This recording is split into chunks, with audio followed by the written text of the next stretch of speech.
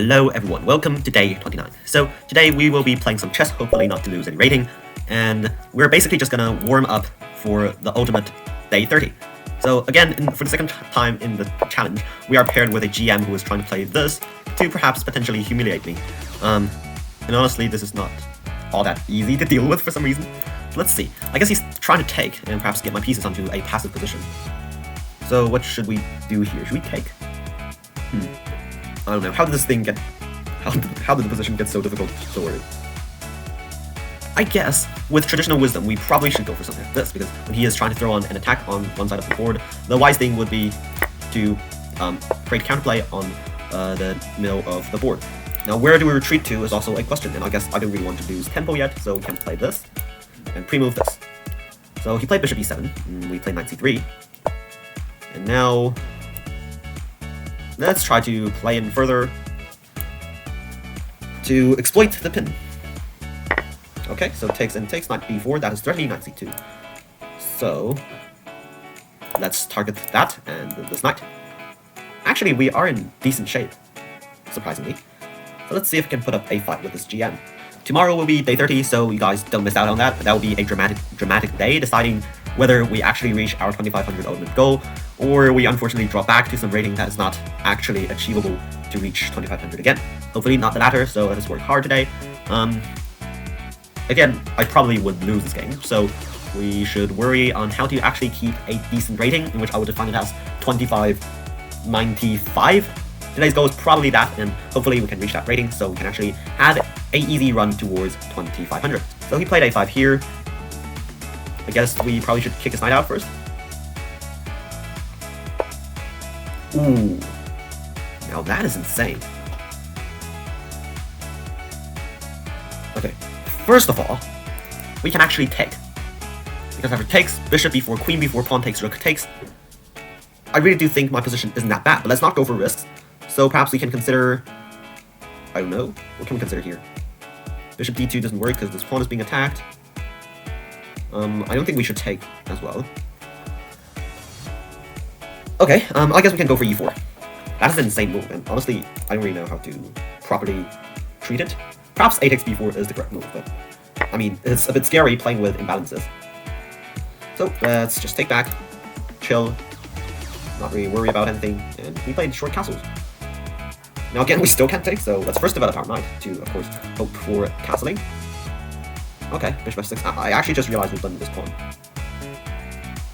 So, I guess the more reasonable move here would be to play queen b3, protect this pawn, attack this knight, but perhaps, and keep an eye on both of these squares. So, here he responded with knight a6. We successfully avoided the fate of blundering a pawn, luckily. Let's get this move in. Defend these squares, prepare to castle. Both ways, actually. Both ways actually make some sense. Actually, no, I don't think this works because it's bishop f4, bishop f5. So, let's just wait. He's threatening this, so we can't cancel this side as well. Very annoying. So let's straight up take the risk, and yeah. Who's scared? I mean. So he went here. I don't think this would be a good move, so perhaps we can try to save our pawn or something. Oh. I don't know. Would queen c4 work? There's bishop f5. Okay, that is very annoying. So I guess we do need to admit the fact that we still need to take this knight here. And now we save the castle, tuck our king away. And here he played a4. Okay, let's just slide our queen back into the center, stop bishop f5. And who knows, we might be able to create some nice play in the future, though I don't really know. Let's go for something creative. Because after all, he has sacrificed this h4 pawn. So we can now take and take, and if he plays queen g5, we just straight up brings our queen over. Queen f6, we push. Rook b8, rook a to d1. Bishop d7, rook f to e1. Rook e8, we simply throw our rook into his territory. Attack this. Now what? I don't know. Okay, let's go for something random. I don't know. We might play h4 next. Makes some sense. And of course, this is defending this pawn. Queen b2, h4, queen f6, bishop g4. Oh, I accidentally took, and we are probably busted now. Down to many pawns, and the rest is purely whether we can actually hold things together within 1 minute, though I doubt that. But who knows? There might still be hope. He is actually playing the position pretty passively, and he's playing it slow. I don't really know what is the point of that, but I mean, let's try to take advantage of it.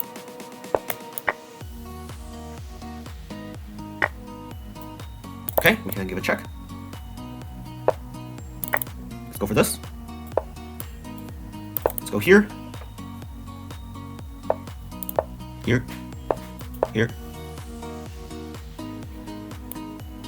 He's playing this super slow. I don't really understand why. Oh my god! He blundered checkmate in 1. Oh my god, I couldn't believe this. How did this happen? Wait, how did this happen? That's really strange. Let's take a quick look. I honestly don't know what happened there.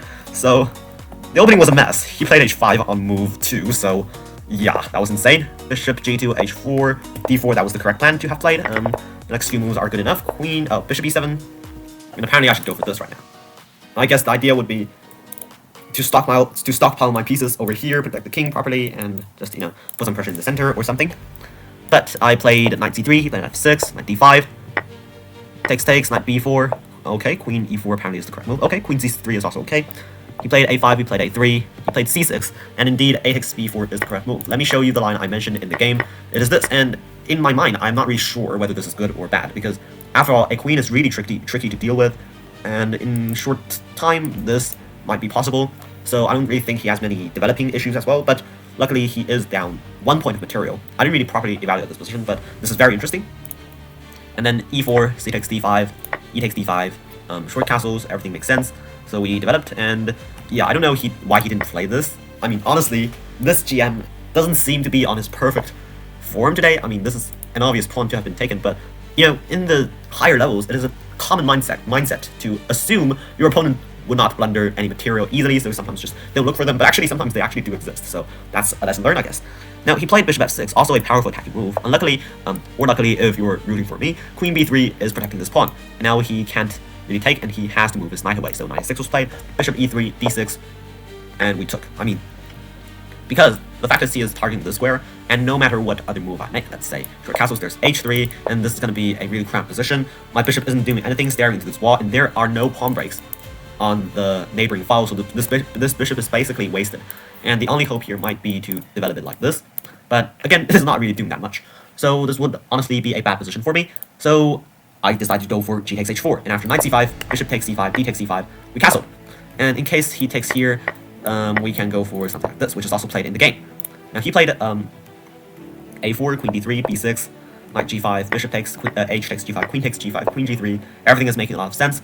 And the entire idea here is basically counter-stacking the pawn and just trying to go for a queen trade and potentially to put some pressure over here, over there, push my pawn. You know, it is actually a decently playable position. And I played queen f6. We went for d4, targeting this rook. Don't miss that.